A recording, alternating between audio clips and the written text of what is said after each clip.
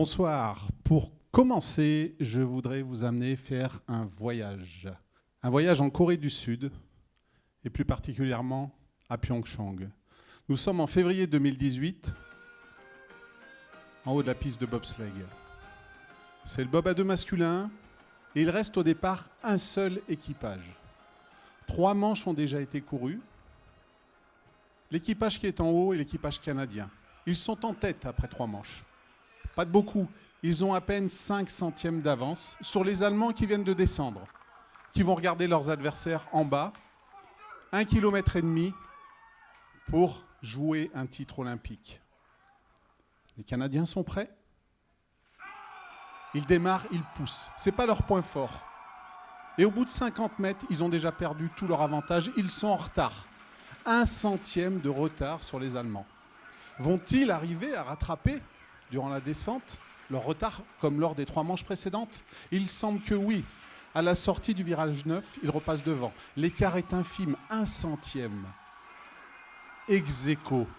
Les 2 bobs sont ex aequo, les 2 bobs sont champions olympiques. Du matériel différent, des méthodes d'entraînement différentes, des mentalités différentes. Et au final, le même résultat. Le pilote canadien dira en conférence de presse, je passe la ligne d'arrivée, je vois le tableau, je vois ma place 1.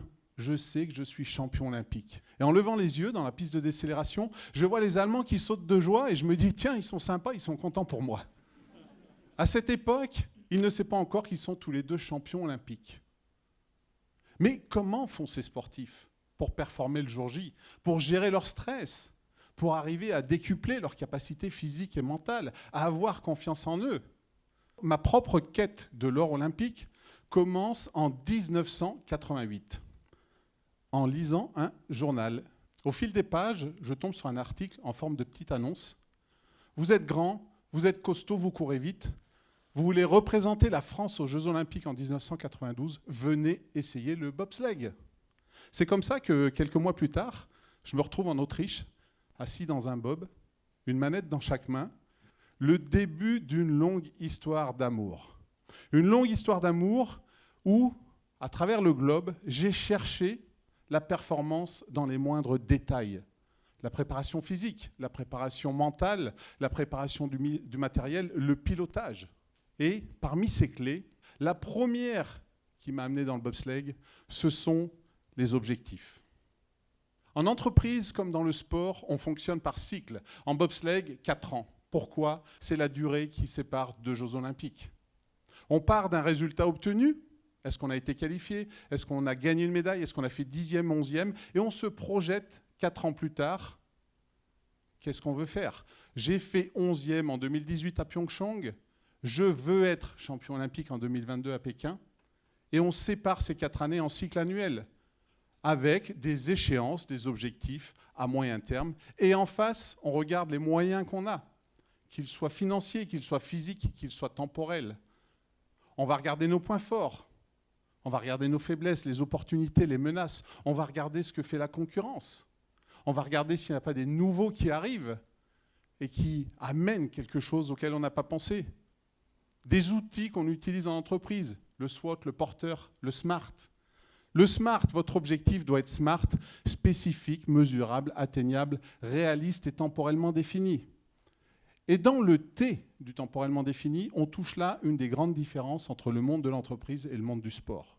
En sport, on ne décide jamais du moment où on va être jugé.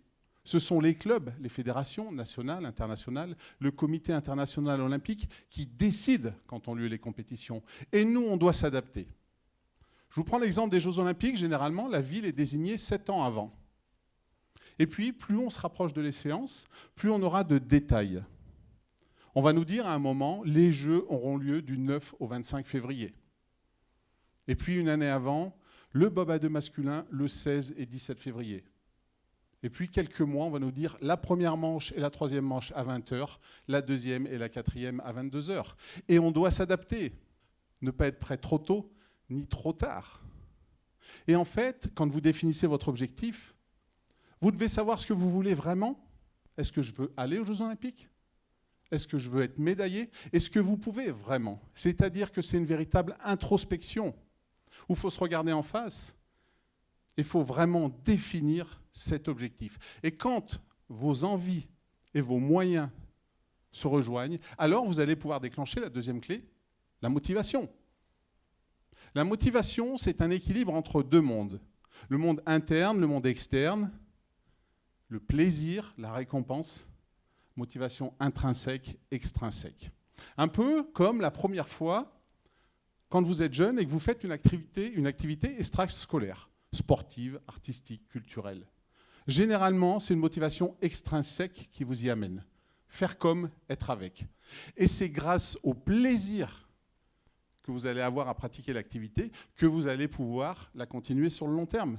Comme moi en 88, quand j'ai commencé le bobsleigh. La motivation première, c'était les Jeux Olympiques de 1992. Et il va falloir que vous trouviez un pont entre ces deux motivations. Un jour, le plaisir va être suffisant. Le plaisir de piloter un bobsleigh, le plaisir de l'adrénaline d'un rendez-vous commercial ou d'un concours qui vous passionne. Et une autre fois, ça va être une motivation extrinsèque.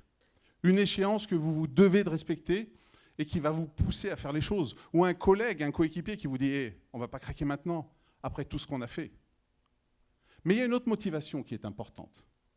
Une autre motivation qui est comment vous intégrez vos propres motivations personnelles à l'intérieur d'un objectif d'équipe.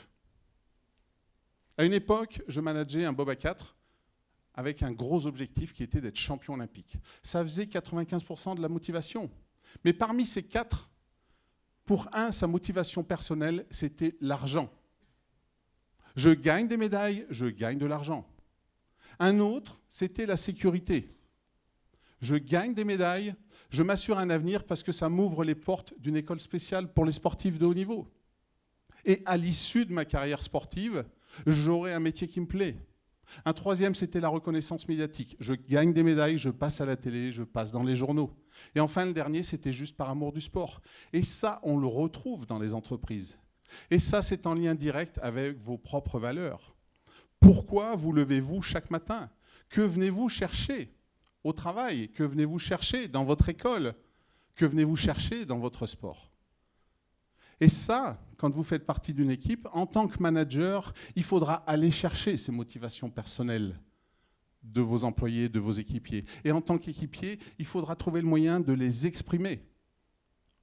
Parce qu'au final, ce sont les détails qui comptent. Et quand vous avez un objectif et que vous êtes motivé, vous pouvez passer à votre stratégie.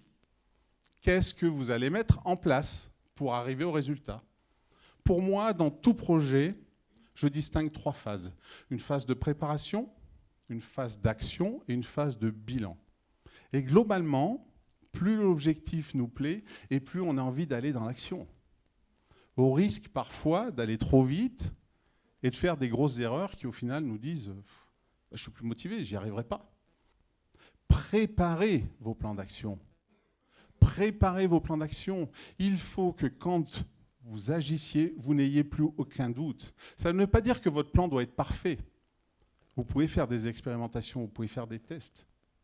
Mais il faut que dans votre esprit, vous sachiez consciemment ce que vous allez faire. En bob, en fait, c'est assez simple, puisqu'à partir du moment où on pousse, comme vous l'avez vu avec les Canadiens, jusqu'à la ligne d'arrivée, nous n'avons plus aucun moyen de communiquer.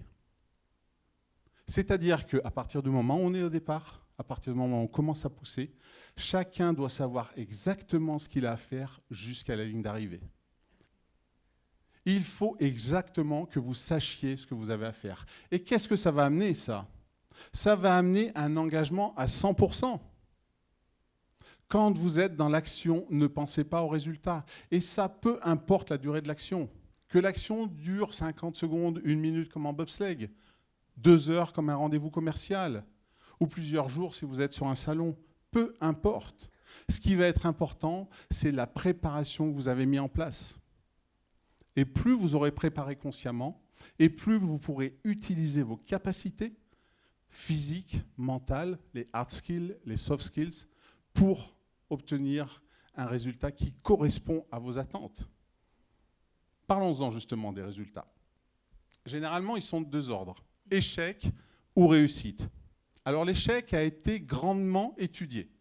Pourquoi? Parce que généralement, on ne travaille pas pour échouer. Et ça ne nous fait jamais plaisir d'échouer. Pour moi, ce qui est important dans l'échec, ce n'est pas tellement l'action telle qu'elle a été faite, telle qu'elle a été ratée, parce que de toute façon, on ne pourra pas la changer. Ce qui est important, c'est comment elle influe mentalement sur vos actions prochaines.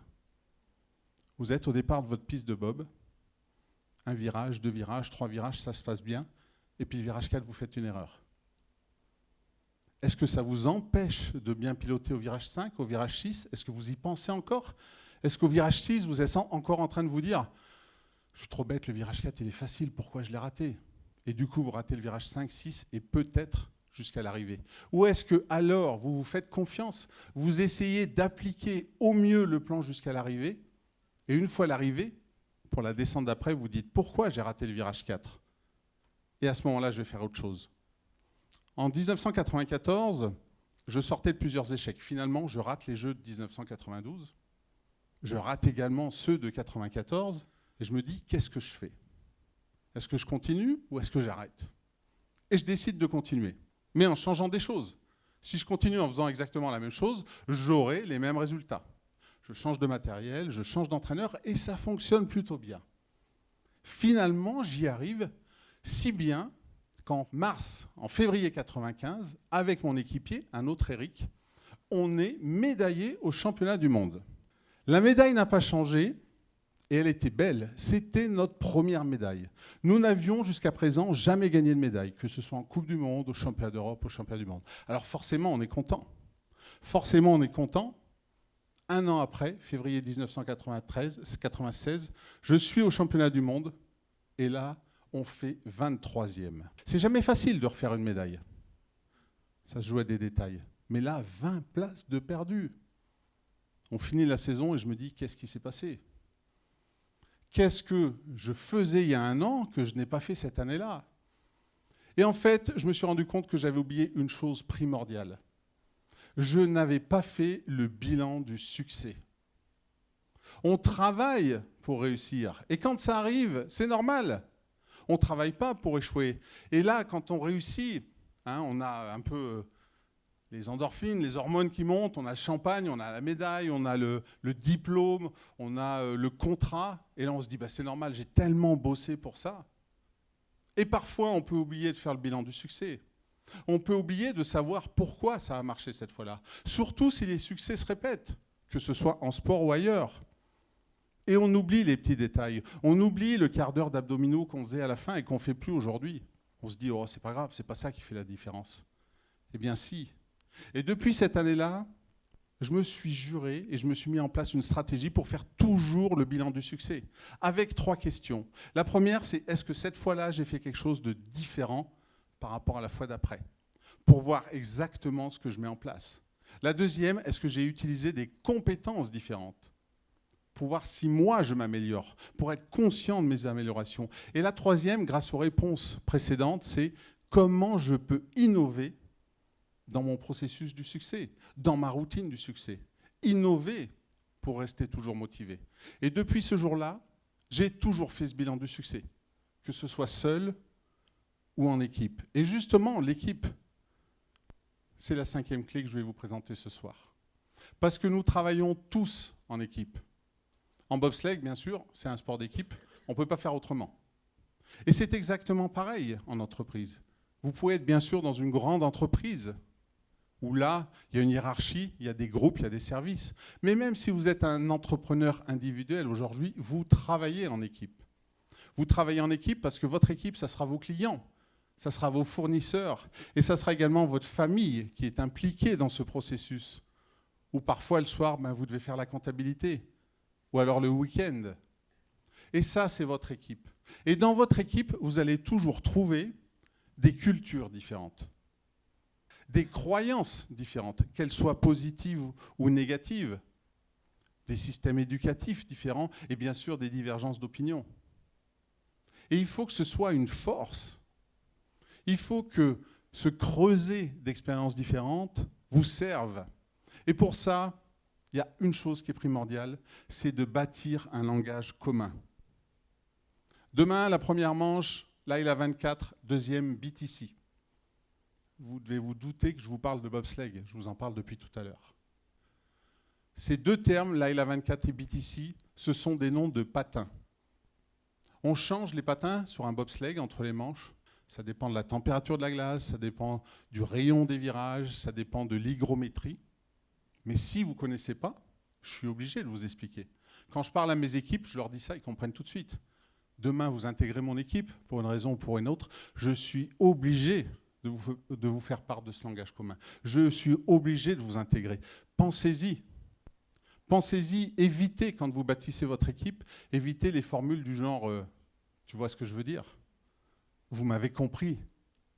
Et puis, si c'est un chef qui est un petit peu dur, on n'ose pas dire non, et puis dès qu'il est parti, on se tourne vers son voisin et on lui dit il a dit quoi là? On doit faire quoi? Pensez à bâtir ce langage commun. Pensez à bâtir et à tirer la quintessence de votre équipe. Et au final, vous allez vous retrouver avec ces clés. Alors ça, ce sont les miennes, je les garde. Vous allez peut-être en avoir d'autres, en avoir plus, en avoir moins, des différentes. Elles vont être éparpillées un petit peu partout, et au gré de vos expériences, petit à petit, elles vont prendre leur place. Elles vont bouger, et il y a un moment où elles vont toutes être au bon endroit. Et quand vos valeurs, vos objectifs et vos moyens sont en phase, alors tout est possible. Le 17 février 2014, je suis à Sotchi, en Russie, pour les Jeux Olympiques. Je suis manager et entraîneur de l'équipe suisse de bobsleigh. Et ce jour-là, 26 ans après mes débuts, mon équipe est devenue championne olympique. Et quand le bob passe la ligne, que la médaille devient réalité, je me suis rendu compte d'une chose.